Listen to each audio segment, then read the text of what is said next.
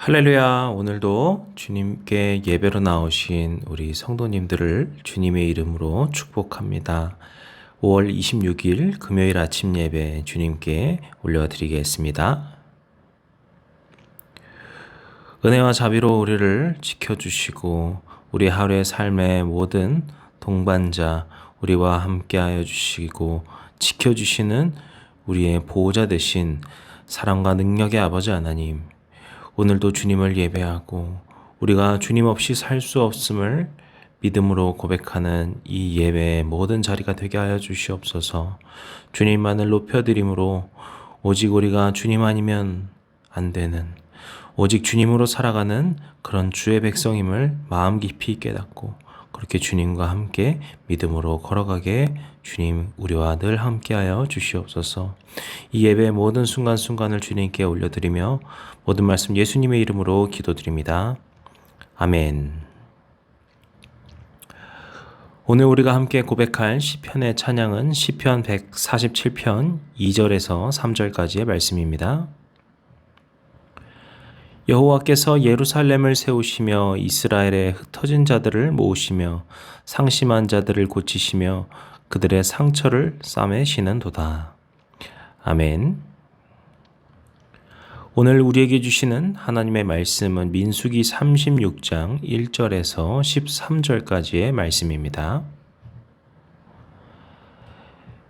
요셉 자손의 종족 중 므낫세의 손자 마길의 아들 길르앗의 자손 종족들의 수령들이 나와 모세와 이스라엘 자손의 수령된 지휘관들 앞에 말하여 이르되, 여호와께서 우리 주에게 명령하사 이스라엘 자손에게 제비 뽑아 그 기업의 땅을 주게 하셨고, 여호와께서 또 우리 주에게 명령하사 우리 형제 슬로브앗의 기업을 그의 딸들에게 주게 하였은즉, 그들이 만일 이스라엘 자손의 다른 지파들의 남자들의 아내가 되면 그들의 기업은 우리 조상의 기업에서 떨어져 나가고 그들이 속할 그 지파의 기업이 첨가되리니, 그러면 우리가 제비 뽑은 기업에서 떨어져 나갈 것이요, 이스라엘 자손의 희년을 당하여 그 기업이 그가 속한 지파에 첨가될 것이라. 그런즉 그들의 기업은 우리 조상 지파의 기업에서 아주 삭감되리이다. 모세가 여호와의 말씀으로 이스라엘 자손에게 명령하여 이르되, 요셉 자손 지파의 말이 옳도다. 슬로브앗의 딸들에게 대한 여호와의 명령이 이러하니라. 이르시되 슬로브앗의 딸들은 마음대로 시집 가려니와 오직 그 조상 지파의 종족에게로만 시집 갈지니, 그리하면 이스라엘 자손의 기업이 이 지파에서 저 지파로 옮기지 않고 이스라엘 자손이 다 각기 조상 지파의 기업을 지킬 것이니라 하셨나니, 이스라엘 자손 중 그 기업을 이은 딸들은 모두 자기 조상 지파의 종족되는 사람의 아내가 될 것이라. 그리하면 이스라엘 자손이 각기 조상의 기업을 보존하게 되어 그 기업이 이 지파에서 저 지파로 옮기게 하지 아니하고 이스라엘 자손 지파가 각기 자기 기업을 지키리라. 슬로브앗의 딸들이 여호와께서 모세에게 명령하신 대로 행하니라. 슬로브앗의 딸 말라와 디르사와 호글라와 밀가와 노아와 다 그들의 숙부의 아들들의 아내가 되니라. 그들이 요셉의 아들 므낫세 자손의 종족 사람의 아내가 되었으므로 그들의 종족 지파에 그들의 기업이 남아 있었더라. 이는 여리고 맞은편 요단가 모압 평지에서 여호와께서 모세를 통하여 이스라엘 자손에게 명령하신 계명과 규례니라. 아멘. 오늘로 이제 민수기 말씀을 마지막으로 나누게 됩니다. 오늘 말씀은 민수기서 36장의 말씀인데요. 이것은 34장에서부터 이야기되었던 토지에 관련된 그 규례에 대한 이야기고, 그에 대한 이제 마무리, 또 민수기의 마무리의 이야기입니다.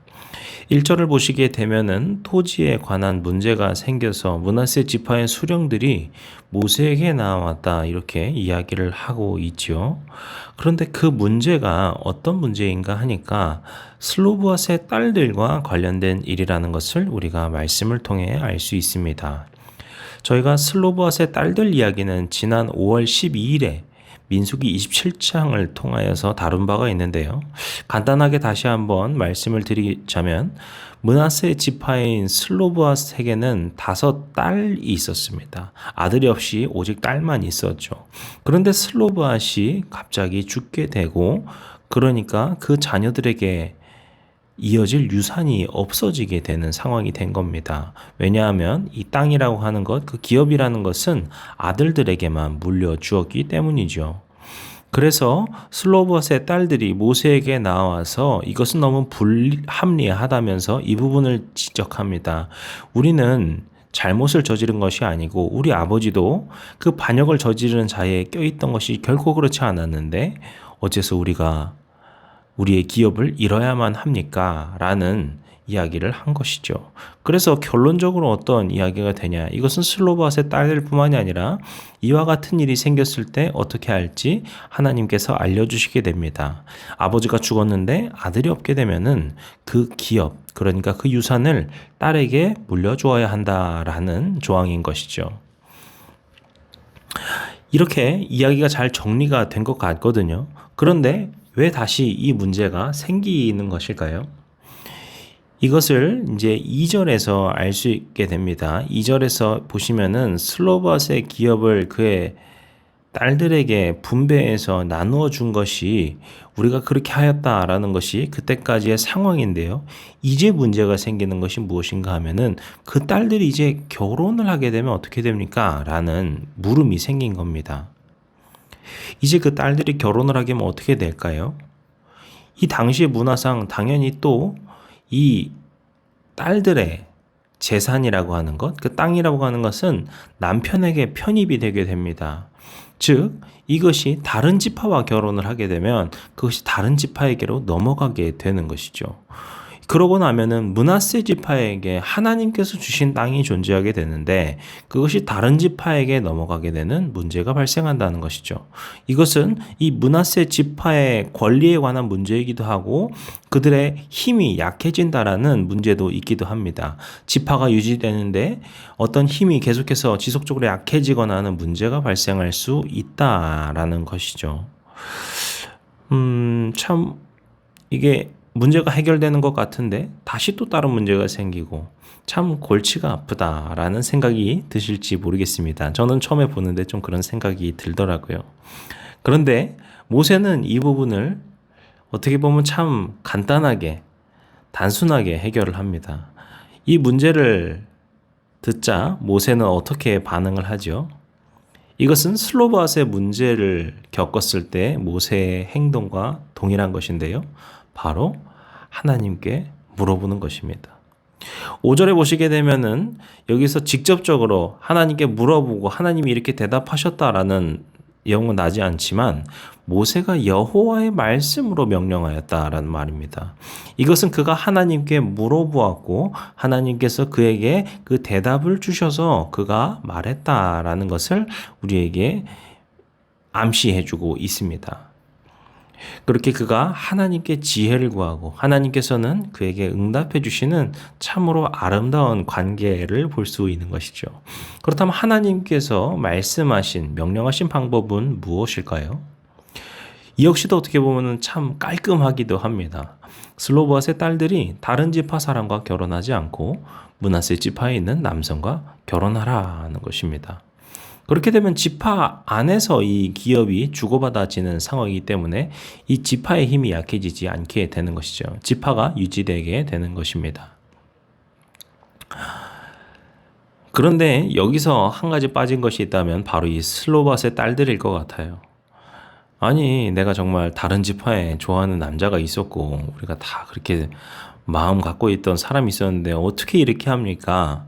그래서 이 딸들이 마음 내키지 않을 수도 있었겠죠. 그런데 이때 이 딸들이 어떻게 반응하는지 10절 말씀을 한번 같이 읽어보도록 할까요? 슬로밧의 딸들이 여호와께서 모세에게 명령하신 대로 행하니라. 참 귀하고 아름다운 모습입니다. 정말 어떤 고민이라던가 어떤 반발이라던가 어떤 다른 이야기 한마디 하지 않고 성경에서는 오직 그 딸들이 여호와께서 명령하신 대로 행하였다. 이렇게 이야기를 합니다. 이 딸들의 모습은 이전에 그 27장 말씀을 나눌 때도 말씀드렸지만 참 본이 되는 모습이다라는 생각이 듭니다. 그래서 민수기에서 굳이 이렇게 마지막에 이 슬로밧의 이야기를 왜 담았을까라고 할 때, 이 여성들이 참 본이 되는 모습을 보이고 있다라는 것이 아닌가라는 생각도 드는 것이죠. 아무튼 우리는 이렇게 36장 이 민수기 전체를 마무리하게 됩니다. 우리가 이 말씀 그리고 이 민수기 전체를 지금까지 묵상하면서 생각하게 되는 것이 있다라면요.